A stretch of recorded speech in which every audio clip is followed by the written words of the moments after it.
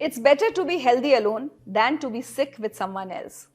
किसी और के साथ किसी रिश्ते में बीमार रहने से अच्छा है अकेले स्वस्थ रहना। नमस्कार, आप देख रहे हैं बातें दिल की सीजन 4 में हूं आपके साथ रिचा अनिरुद्ध।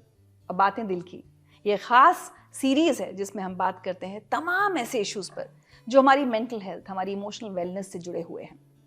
और मैं हर बार आपको बताती हूँ कि ये बहुत ही खास सीरीज एक इनिशिएटिव है स्लीववेल फाउंडेशन और संजीवनी सोसाइटी फॉर मेंटल हेल्थ का। और आज जिस इशू पर हम बात करने जा रहे हैं वो है टॉक्सिक या अब्यूजिव रिलेशनशिप्स। अक्सर जिंदगी में हमें रुक कर ये सोचना होता है कि अगर किसी रिश्ते में हम बहुत परेशान हैं, दुखी हैं, रो रहे हैं, तो हम उस रिश्ते के लिए कितनी बड़ी कीमत चुका रहे हैं। तो टॉक्सिक या अब्यूजिव रिलेशनशिप्स क्या होती हैं, कैसे इन्हें पहचानें और कैसे इनसे बचें, इन सभी सवालों के जवाब देने के लिए आज मेरे साथ जुड़ रही हैं Sanjeevani society for mental health से वॉलंटियर काउंसलर पारुल खन्ना पाराशर। पारुल, बहुत बहुत स्वागत है आपका। Thank you Richa, very happy to be here for another season. Parul, ये एक शब्द, एक टर्म अगर कहें, आजकल बहुत सुनते हैं हम लोग, टॉक्सिक रिलेशनशिप। अरे वो इंसान बहुत टॉक्सिक है, टॉक्सिक टॉक्सिक टॉक्सिक। पहले तो आप ये समझाइए कि क्या होता है टॉक्सिक रिलेशनशिप या टॉक्सिक बिहेवियर, क्या होता है? तो रिचा, आज बहुत अच्छा टॉपिक है, रेलेवेंट है और हम हर जगह ये वर्ड सुन रहे हैं, चाहे वो सोशल मीडिया हो, चाहे वो अपने आसपास हो। देखा जाए तो टॉक्सिक रिलेशनशिप्स वो अनहेल्दी रिलेशनशिप्स हैं जो हर जगह पाए जाते हैं, चाहे वो बेडरूम हो या वो प्लेग्राउंड हो या ऑफिस हो या हमारी खुद की फैमिली हो। और टॉक्सिक का मतलब वो रिश्ते जो हमें किसी प्रकार की हानि पहुंचाते हों। और मैं 2 एग्जाम्पल्स लेके, ये दोनों फिक्टिशियस नेम्स देके आपको थोड़ा बताऊंगी कि टॉक्सिक कैसे है।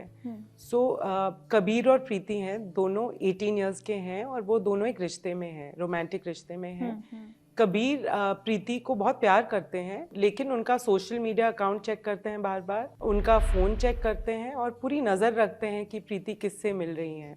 प्रीति भी समझती है कि कबीर केयरिंग है, उनका ध्यान रखते हैं, लेकिन अब उनको इस रिश्ते में घुटन महसूस हो रही है। 2 और फ्रेंड्स हैं, सीता और गीता, वो एक ही नेबरहुड में रहते हैं और बहुत गहरे दोस्त हैं, लेकिन उनके कॉमन फ्रेंड्स भी हैं बहुत सारे। तो जो सीता है वो गीता का इन कॉमन फ्रेंड्स के सामने बहुत मजाक उड़ाती है, और जब गीता उसे एक्सप्रेस करती है कि उसे पसंद नहीं आ रहा तो सॉरी बोलती है, लेकिन ये भी बोलती है तुम बहुत ओवर सेंसिटिव हो, और अगली बार वैसे ही मजाक उड़ाती है। जो गीता है उसको अब बहुत हर्ट और डिसअपॉइंटमेंट हो रही है। तो ये कुछ एग्जाम्पल्स हैं टॉक्सिक रिश्तों के। और ये टॉक्सिक अब्यूज़ में कब बदल जाता है वो एक फाइन लाइन होती है। तो जैसे मैंने अभी कबीर का एग्जाम्पल दिया, अभी Kabir social media account check कर रहा है, हर चीज़ पर नज़र रख रहा है, लेकिन अगर अब कबीर प्रीति को थप्पड़ मारने लग जाए क्योंकि प्रीति उसकी बात नहीं मानती, तो अब वो अब्यूज़ में बदल गया। ज़रूरी है आजकल ये डेफिनेशन समझना, क्योंकि ये रिश्ते हर जगह हो सकते हैं। बॉस के साथ ऐसा रिश्ता हो सकता है, घर में कोई फैमिली मेंबर हो सकता है। कभी ये सोचते हैं हम कि शायद रोमांटिक रिश्ते ही टॉक्सिक हों, लेकिन ऐसा नहीं है। ये मैं आपसे पूछने वाली थी। ऐसा नहीं है, कोई भी रिश्ता। कई बार हमारे पास लोग आते हैं ये बोलते हुए कि हमारी मदर बहुत टॉक्सिक है, और जब हम समझते हैं तो क्या उसका मतलब है, तो फिर यही निकलता है कि कुछ ऐसा घर में हुआ है जिसकी वजह से उस बच्चे को लगने लग गया, या उस 25 ईयर ओल्ड अडल्ट को लगने लग गया कि मेरी चाइल्डहुड के एक्सपीरियंसेस में बहुत ज़्यादा टॉक्सिसिटी भरी हुई थी। हमारी ना एक कंडीशनिंग होती है कि हम अपने पेरेंट्स को तो टॉक्सिक कह ही नहीं सकते, या माता पिता कभी गलत हो ही नहीं सकते। तो आपको लगता है सोसाइटी में बहुत चेंजेस आ रहे हैं? 2 चीज़ों से मैं चेंज समझना आपसे चाहूँगी कि एक तुम्हारी कंडीशनिंग है कि नहीं, आपके पेरेंट कभी गलत नहीं हो सकते, माँ को आपने कैसे टॉक्सिक कह दिया, आप टॉक्सिक होंगे, माँ टॉक्सिक नहीं हो सकती। और दूसरा ये कि क्या बहुत आसानी से हम किसी को भी टॉक्सिक कह दे रहे हैं? जैसे पहले होता था एक एडजस्टमेंट की भी बात होती थी कि भाई चाहे वो लाइफ पार्टनर हो, कोई भी, आप एडजस्ट करो रिलेशनशिप्स में। अब आजकल लोग बहुत आसानी से क्या शब्द का इस्तेमाल कर रहे हैं। तो ये 2 बदलाव सोसाइटी के। कुछ तो एक नॉर्मल रिश्ते में अप्स एंड डाउन्स होते हैं, डिसएग्रीमेंट होते हैं, तकरार होता है, वो एक आम सी बात है। वो हर रिश्ते में, चाहे वो कितना भी गहरा हो, कितना भी सपोर्टिव हो, उतार चढ़ाव होंगे ही। लेकिन अब जब ये वर्ड टॉक्सिक आ गया, और शायद लोग लूजली भी यूज करें, जैसे डिप्रेशन लोग बोल सकते हैं बहुत लूजली कि मैं डिप्रेस्ड हूँ, बट डिप्रेशन एक क्लिनिकल डायग्नोसिस है। सेम वे टॉक्सिक अगर वो डिसएग्रीमेंट या कॉन्फ्लिक्ट या जो रेगुलर आपस में एक रिश्ते में होता ही है उसे बोल रहे हैं, तो वो एक यूजेज ठीक नहीं होगा। क्योंकि टॉक्सिक एक्चुअली एक बहुत पावरफुल वर्ड है जो हमारी वोकैबुलरी या हमारी लैंग्वेज में अब आ गया है, और ये एक पॉजिटिव चीज़ है। क्योंकि अनहेल्दी रिलेशनशिप हमेशा थे, ये आज की बात नहीं है। रिश्तों में हमेशा बैड हेल्थ थी। अब हमारे पास एक लैंग्वेज है, एक वोकैबुलरी है उस रिश्ते की प्रॉब्लम्स को डिफाइन करने के लिए, मतलब जहाँ वो डेंजर भी बन जाता है उससे अपने आप को बेटर प्रोटेक्ट करने के लिए। तो इस बात में तो ये एक हेल्दी ट्रेंड है कि अगर हम एक रिश्ते को डिफाइन कर सकते हैं और उसकी प्रॉब्लम्स को डिफाइन कर सकते हैं, उस पर सवाल उठा सकते हैं, उस पर सवाल उठा सकते हैं। लेकिन ज्यादा इस्तेमाल करना कई बार वो भी खतरनाक हो सकता है इसका। हाँ, क्योंकि अगर हम उसको इनअप्रोप्रिएटली यूज करेंगे तो जो उसका इम्पैक्ट है वो फिर चेंज हो जाएगा। क्योंकि अगर मैं हर चीज को टॉक्सिक बोलूंगी तो एक्चुअली जो हार्मफुल है वो डाइल्यूट हो जाएगा। तो like any other term, whether it is depression और एंजाइटी और टॉक्सिक, अगर हम माइंडफुली यूज करें तो उसका असर ऑब्वियसली ज्यादा मतलब समझ में आएगा लोगों की कि हम कितने परेशान हैं। मैं अपने पर्सनल एक्सपीरियंस से बता रही हूँ कि भाई आजकल जो जेनजी की भाषा चलती है ना, मैं कई बार टीनेजर्स को देखती हूँ कि अगर पेरेंट्स ने थोड़ा डांट दिया है या किसी चीज पर एक थोड़ा डिसिप्लिन कर दिया कुछ में, ओ सो टॉक्सिक। तो ये मुझे लगता है कि यहाँ पर भी बच्चों को थोड़ा सा बिल्कुल इस चीज को लेकर अवेयर करना जरूरी है कि ये टॉक्सिक नहीं है, ये तुम्हारे भले के लिए है। तो जितनी उनकी लैंग्वेज है, बट वो कुछ तो कह रहे हैं कि उनको अभी प्रॉब्लम हो रही है। हाँ। तो अब हमें पता नहीं एक्सटेंट क्या है उस प्रॉब्लम का। हाँ। लेकिन बच्चा एक्सप्रेस कर रहा है कि मुझे इस रिश्ते में प्रॉब्लम हो रही है, और वो एक नॉर्मल सी जो होती है आम बच्चों के साथ वो हो सकती है या कुछ बढ़ के हो सकती है। तो जब तक हम उस बच्चे से बात ना करें, थोड़ा अंडरस्टैंड ना करें, कहना मुश्किल है कि ये बच्चे के साथ क्या हो रहा है। बट आई थिंक इसमें भी अच्छी बात है कि अगर बच्चा एक्सप्रेस कर रहा है उसको प्रॉब्लम है तो वो भी एक हेल्दी चीज है। आप एक काउंसलर हैं, आप हर दिन ऐसे लोगों से मिलती होंगी जो ज्यादातर आई थिंक जो विक्टिम्स होंगे एक टॉक्सिक या अब्यूजिव रिलेशनशिप के, वही आपके पास आते होंगे। लेकिन उनकी बातों से अगर आप हमें समझा सकें कि किस किस तरह के टॉक्सिक या अब्यूजिव बिहेवियर्स होते हैं और what are the red flags. I think Richa ये बहुत अच्छा सवाल पूछा, क्योंकि कुछ तो हम सब जानते हैं, जो एक फिजिकल अब्यूज हो गया, मारपीट करना, एक हो गया कि कंसेंट के बिना किसी के साथ कुछ करना, चाहे वो मोलेस्टेशन हो, चाहे वो और भी कुछ हो, या उनको गलत फोटोग्राफ्स दिखाना या उनके साथ गलत बातें करना।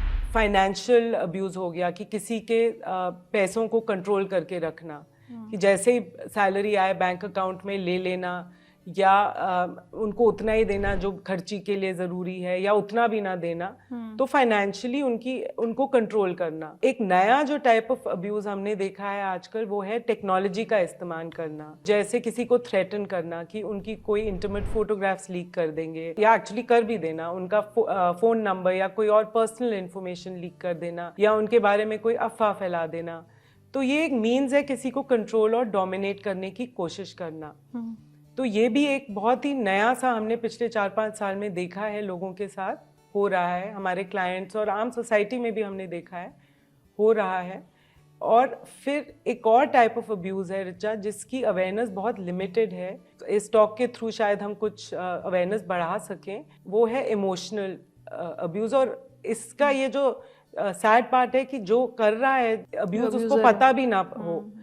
तो जैसे किसी को कंपेयर करना, अरे उसके बच्चों के मार्क्स कितने अच्छे आते हैं, तुम्हारे तो मार्क्स ही कुछ नहीं है। ब्लेम करना, अगर तुम मेरे को सुबह टाइम से खाना देती तो मैं कहाँ से कहाँ पहुँच जाता, हर चीज़ लेट होती है इस घर में। या फिर चुप्पी साध लेना, बात ही ना करना, बिल्कुल as a form of punishment चुप्पी साध लेना। जो उस रिश्ते में है उसको लगता है जैसे वो एक तलवार की धार पर चल रहा है, हमेशा एक टेंशन सी उस रिश्ते में रहती है। ये हम सबके घरों में कहीं ना कहीं है। जो कर रहे हैं उनको पता भी नहीं है, अवेयरनेस भी लिमिटेड है। तो अगर हम इस बात से कॉन्शियस रहें तो I think we can make our homes a happier place. जैसे आपके पास इतने क्लाइंट्स आते हैं, कोई अगर आप स्पेसिफिक केस हमारे साथ शेयर करना चाहें जहां आपको दिख रहा है कि हाँ this person is in a toxic relationship, लेकिन आप किसी से कई बार कहें तो हो सकता है कोई स्वीकार ना करे, क्योंकि एज आई सेड हमारी कंडीशनिंग होती है कि भाई एडजस्ट करो।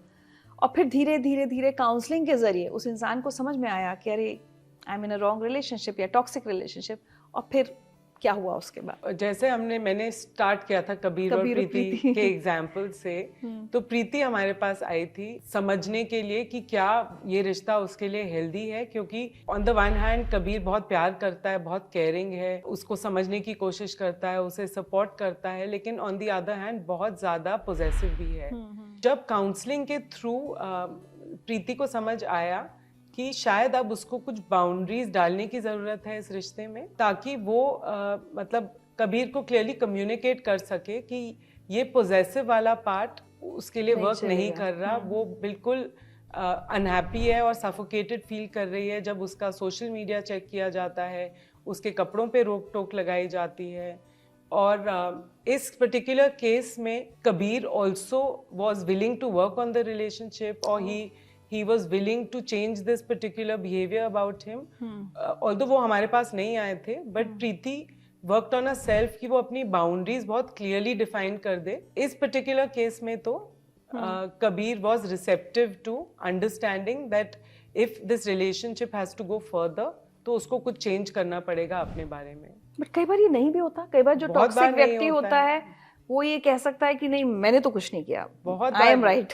बहुत बार ये भी हो सकता है, लेकिन संजीवनी में जो हमारा काम है उसके साथ है जो कुछ चेंज करना चाहता है अपने रिश्ते में। अगर एक इंसान है जो लगता है कि वो बिल्कुल ठीक है, दुनिया प्रॉब्लम है, वो नहीं है, तो ऐसे लोग ज्यादातर काउंसलिंग के लिए आते भी नहीं है।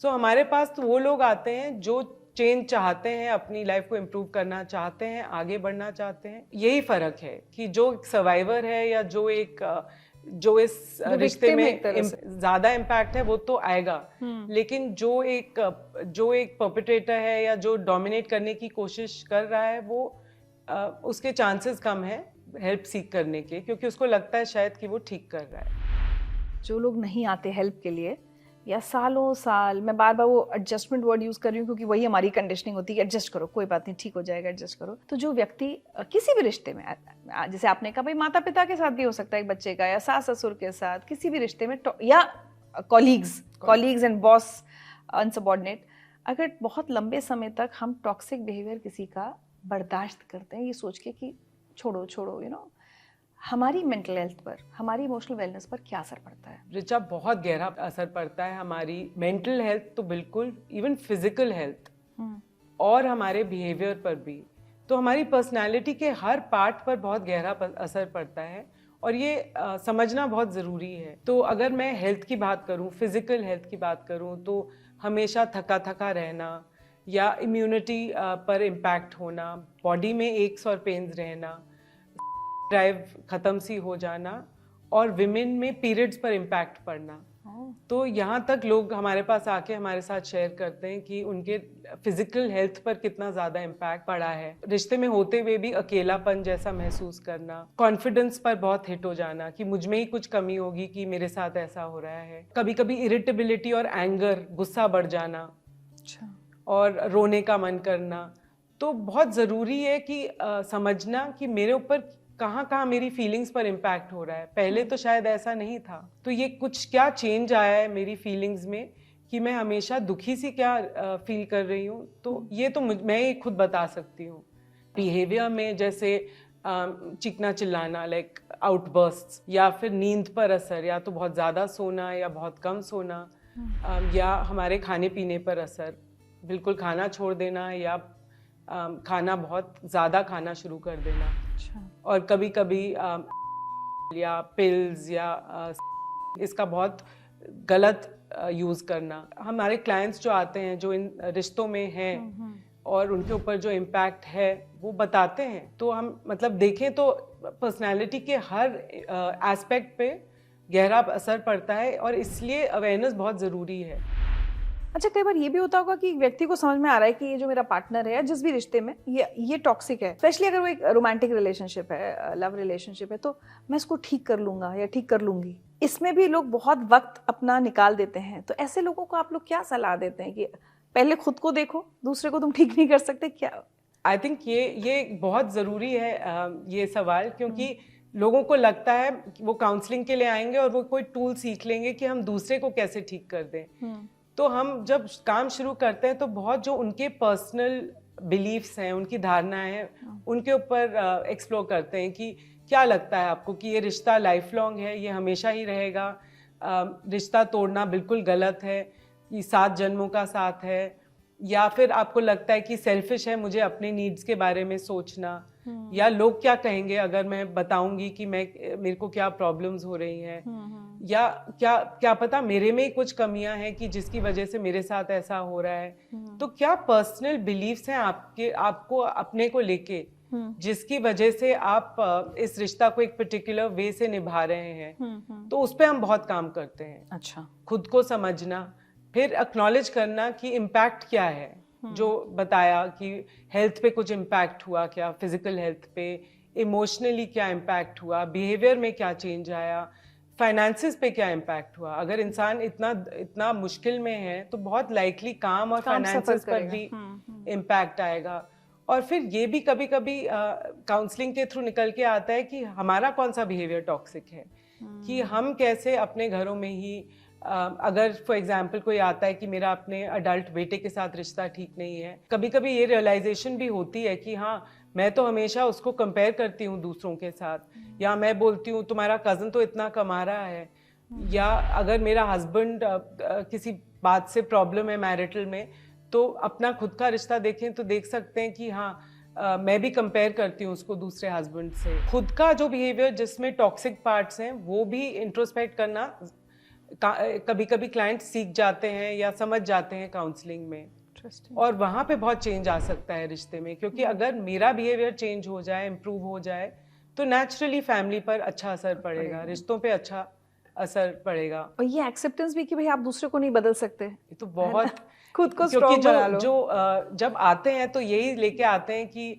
ये रिश्ते में बहुत प्रॉब्लम है और मुझे कुछ सिखा दीजिए कि मैं उनको बदल दूं, क्योंकि मैं बिल्कुल ठीक हूँ, मैं पूरी कोशिश कर रही हूँ, लेकिन वो दूसरा नहीं बदल रहा। तो जब वो काउंसलिंग कंप्लीट करके जाते हैं तो ये समझ जाते हैं कि दूसरे को बदलना मेरे कंट्रोल में नहीं है, मैं अपने पर ही कैसे काम करूँ। लेकिन वेरी इंटरेस्टिंग पारुल, मैंने ये सवाल सोचा नहीं था, लेकिन चूंकि आपकी बातों से मुझे लगा एक विक्टिम की साइकोलॉजी क्या होती है? What is a victim's psychology किसी भी उसमें इस तरह की relationship? Again like I said, what is their belief system, कि उन्हें लगता है कि रिश्ते का पूरा बोझ उन पर ही है, उनकी ही रिस्पॉन्सिबिलिटी है ये रिश्ता चलाना। अगर मैं अच्छी बेटी हूँ तो ये सब तो मुझे करना ही है अपने माता पिता के लिए, चाहे उनका बिहेवियर कुछ भी हो, या अगर मैं एक अच्छी बीवी हूँ तो ये तो मुझे करना ही है, चाहे मेरा हस्बैंड कितनी भी मारपीट करे, कुछ भी करे। तो बहुत ज़रूरी है समझना उनकी पर्सनल बिलीफ्स क्या हैं, अपने खुद के पर्सनल बिलीफ्स क्या हैं। कुछ कंडीशनिंग भी होती है सोसाइटी की, कुछ अपनी खुद की पर्सनालिटी भी होती है। तो हमारे पास जो ज़्यादातर लोग आते हैं वो यही लेके आते हैं कि मुझ में कुछ प्रॉब्लम होगी कि मेरे साथ ऐसा हो रहा है। वो ये प्रॉब्लम लेके आते हैं, तो वहाँ पे इम्प्रूवमेंट का स्कोप भी बहुत है। क्योंकि अगर मुझे लगता है कि मेरे में प्रॉब्लम है तो फिर मैं काम करने को भी तैयार हो जाती हूँ, चेंज करने को भी तैयार हो जाती हूँ। ये देखा है हमने, जो लोग संजीवनी में आते हैं उनमें एक बहुत बड़ा क्राइटेरिया है कि वो चाहते हैं कुछ चेंज करना, इम्प्रूव करना, और ये पॉजिटिव है कि हेल्प मांगते हैं। लेकिन मुझ में ही कोई प्रॉब्लम है, कई बार इसकी वजह ये भी हो सकती है कोई जो अब्यूजर है, जो टॉक्सिक इंसान है मेरी जिंदगी में, वो बार बार मुझे बता रहा है कि मेरे अंदर प्रॉब्लम है। बिल्कुल, और काउंसलिंग के थ्रू आप समझ जाते हो कि हाँ शायद मेरी एक ये प्रॉब्लम भी है कि मैं ये क्यों बर्दाश्त कर रही हूँ। क्या मैंने अपनी कोई पर्सनल लाइफ बनाई, क्या मैंने कोई अपनी हॉबीज परस्यू की, क्या मेरे कोई अपने दोस्त हैं, क्या मैंने अपने रिश्तेदारों से रिलेशनशिप रखा, क्या मैंने अपने सारे, जैसे कहते हैं, एग्स एक ही बास्केट में रखे हैं, या मैंने अपने पर भी काम किया है, अपना भी ध्यान रखा है। तो बहुत बार ये चेंज भी आता है लोगों में कि वो रिफ्लेक्ट करते हैं अपने ऊपर कि क्या कितना ध्यान वो उस रिश्ते पर ही दे रहे हैं जो उनकी लाइफ में ठीक नहीं जा रहा, और जो कुछ अच्छा जा रहा है उसको मतलब कहीं ना कहीं इग्नोर हो गया है। तो जब ये समझ आ जाए कि भाई मैं जिस रिश्ते में हूँ ये दूसरा व्यक्ति एक टॉक्सिक पर्सन है, या मैं बहुत समय से इसको बर्दाश्त कर रहा हूँ या कर रही हूँ, अब उस रिलेशनशिप से एक व्यक्ति कैसे निकले? अगर आपने समझ लिया कि रिश्ते का आपके ऊपर क्या असर पड़ा है, आपने ये समझ लिया कि आप कैसे कंट्रीब्यूट कर रहे हैं इस रिश्ते का टॉक्सिक होने में, तो फिर आप अपने ऊपर ध्यान मतलब एक जर्नी शुरू हो जाती है अपने ऊपर काम करने की। चाहे वो अपना सेल्फ केयर हो, अपने खाने पीने का ध्यान रखना, अपने सोने का ध्यान रखना, जो बहुत बेसिक सी चीजें हैं। कई बार जो आते हैं वो सब भी मतलब नहीं कर रहे होते, तो उनकी हेल्थ कितनी अफेक्टेड होती है। तो सबसे पहले इन बेसिक्स पर ध्यान रखना, फिर एक कुछ ग्रैटिट्यूड के ऊपर काम करना कि चलिए ये रिश्ता ठीक नहीं जा रहा, बट बहुत दूसरे रिश्ते हैं मेरी लाइफ में।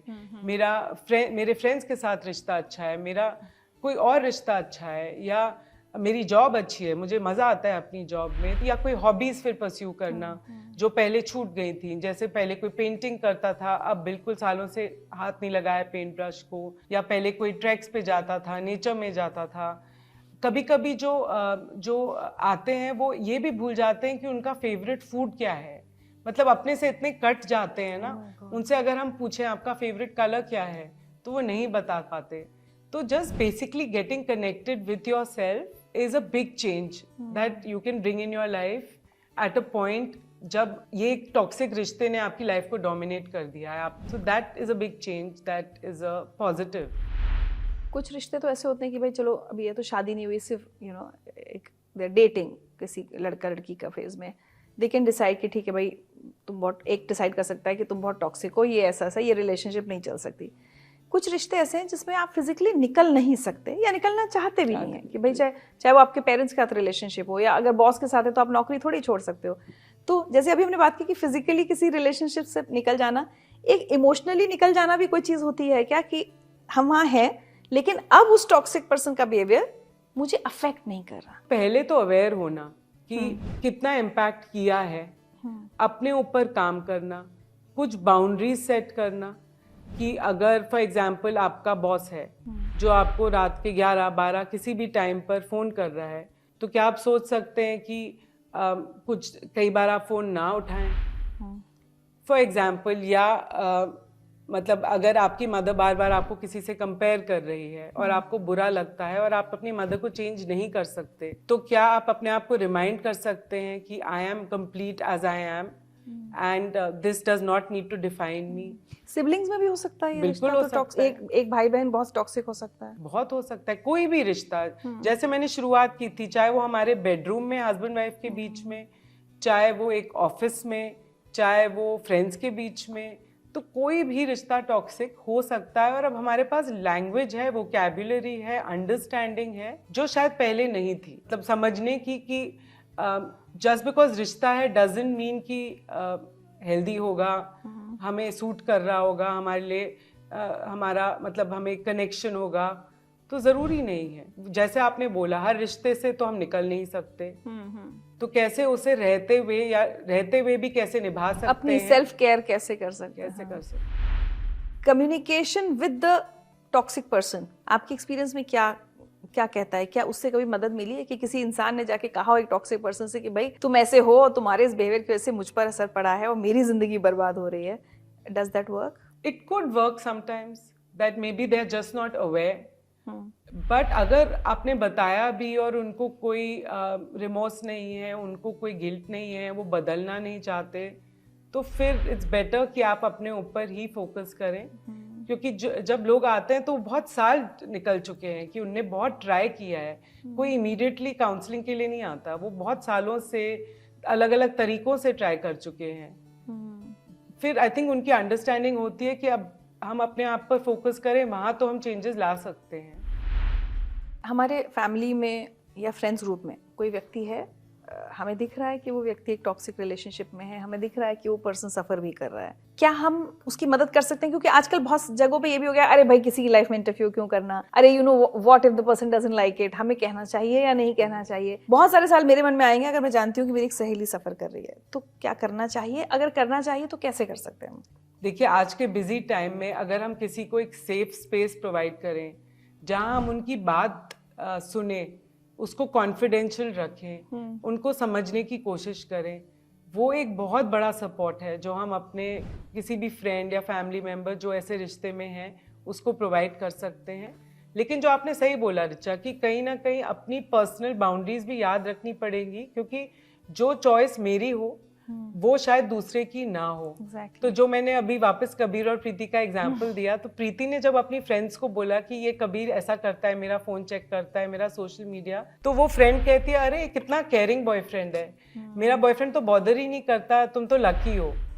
सो जो एक के लिए टॉक्सिक हो वो जरूरी नहीं है, यहाँ पे बहुत सब्जेक्टिविटी आती है कि वो दूसरे के लिए भी टॉक्सिक हो। तो हम अपनी चीजें नहीं इम्पोज कर सकते कि मैं ऐसा करती या मैं वैसा करती, लेकिन हम एक उन्हें सेफ स्पेस प्रोवाइड करें तो वो भी बहुत बड़ा एक सपोर्ट है। और ऐसे रिश्तों से को रिजॉल्व करने के लिए अपने मन में बहुत साल भी लग सकते हैं, बिकॉज इतना इजी नहीं होता, स्पेशली अगर वो आपके मदर हो या फादर हो या आपके हस्बैंड हो या बच्चे हो। कभी कभी एग्जिट तो बिल्कुल ऑप्शन ही नहीं होता, so you have to learn to live with it, and then the person who's your friend has to find their own way of coping with it, which may be different from your way. जो toxic behaviour कर रहा है, जो abuser है, उसकी भी तो अपने मेंटल हेल्थ इश्यूज होंगे, तभी वो ऐसा है। हो सकता है बचपन की कोई यादें हो, लेकिन उसको ठीक करने का कोई तरीका, उसकी मदद करने का कोई तरीका। देखिए, अगर आप अपने पे काम करें, हो सकता है कि रिश्ते में भी फर्क आए, क्योंकि अगर दूसरे को समझ आ रहा है कि अब ये पर्सन शायद इतना टॉलरेट नहीं करेगा, तो क्या पता वो उसमें ही उसका बिहेवियर इम्प्रूव हो जाए। लेकिन जब तक एक इंसान चेंज नहीं करना चाहता खुद को, तो किसी और के होप करने से वो हमने नहीं देखा फर्क पड़ता है। पारुल, चलते चलते कोई भी ऐसा व्यक्ति जो इस समय किसी एक टॉक्सिक रिलेशनशिप में है और उसे समझ नहीं आ रहा कि उससे कैसे निकलें या क्या करें, कहाँ जाएं, मदद किससे लें, उनको, ऐसे सारे लोगों को आप क्या मैसेज देना चाहेंगे? मैं तो यही कहूँगी कि पहले तो खुद के साथ बैठिए और अपने लिए कुछ एक अवेयरनेस बढ़ाइए कि किस बात से आपको लग रहा है कि टॉक्सिक है ये रिश्ता। अगर आप जर्नलिंग कर सकते हैं, लिख सकते हैं अपने आप के लिए एक सेफ और कॉन्फिडेंशियल जगह में, तो उससे भी बहुत मदद मिलेगी। और ये भी अगर आप रिफ्लेक्ट कर सकें कि क्या आप पे इम्पैक्ट पड़ रहा है, आपके बॉडी पर, आपके इमोशंस पे, आपके बिहेवियर पर, तो वो एक आपके लिए एक अवेयरनेस बढ़ जाएगी। और फिर किसी ट्रस्टेड फ्रेंड या फैमिली मेम्बर से बात करें जो शायद आपकी बात समझे, अपने तक कॉन्फिडेंशियल रखे। और अगर आपको अभी कोई समझ नहीं आ रहा है ऐसा कोई अपने सर्कल में, तो किसी काउंसलर या मेंटल हेल्थ प्रोफेशनल के पास जाइए, जिससे आप खुल के बात कर सकें, जो आपको ज़्यादा अवेयर बनाए और आपको कोप करने के तरीकों में भी सपोर्ट प्रोवाइड करे। जी, तो मुझे ऐसा लगता है कि किसी भी एक रिश्ते में घुट घुट कर मरने से कुछ नहीं होगा। अगर जीना है तो खुलकर जीना है, तो अपने ऊपर वर्क करना होगा, है ना। उस रिलेशनशिप से परे भी अपनी एक जिंदगी है, ये समझ में आना चाहिए हम सबको। और ये भी समझ आना चाहिए कि कौन से रिश्ते हैं जिस पे हम काम करना चाहते हैं, कौन से रिश्ते हैं जिसमें हम नहीं जुड़े रहना चाहते, और कौन से रिश्ते हैं जो हमारे लिए डेंजरस भी हो सकते हैं, जहाँ पे शायद हमें लीगल हेल्प या पुलिस की हेल्प लेनी पड़े। चलिए, तो हम आज अपने सारे व्यूअर्स से कहेंगे कि अगर, जैसा कि पारुल ने समझाया, कि अगर आपको ऐसा लगता है कि आप किसी टॉक्सिक रिलेशनशिप में है या आपकी ज़िंदगी ख़राब हो रही है उसकी वजह से, तो आपको क्या करना है, सेल्फ केयर में जाना है। लेकिन अगर आप उन लोगों में से हैं जिन्हें थोड़ा सा भी एहसास है कि आप टॉक्सिक बिहेवियर कर रहे हैं किसी और के साथ, आपके आसपास किसी ने ऐसा कहा है, आपके बिहेवियर को पॉइंट आउट किया है, तो मुझे लगता है कि आपको भी अपने बिहेवियर की तरफ ध्यान देना चाहिए, रुक कर सोचना चाहिए कि जो आप कर रहे हैं वो सही है या गलत। और अगर आपको लगता है कि आपको भी किसी हेल्प की ज़रूरत है, तो काउंसलिंग उन लोगों को भी लेनी चाहिए जो दूसरों को बुली करते हैं या अब्यूज करते हैं, जिनका टॉक्सिक बिहेवियर है। थैंक यू सो मच हमारे साथ जुड़ने के लिए। और आजकल, मतलब मैं जैसे शुरू में कहा कि बहुत इस्तेमाल हो रहा है शब्द का, लेकिन किसी भी चीज़ का गलत इस्तेमाल भी करना सही नहीं है। तो सही मायने में समझें टॉक्सिक रिलेशनशिप का मतलब क्या होता है, और अगर वाकई आप इसके शिकार हैं तो काउंसलिंग से झिझकिए मत।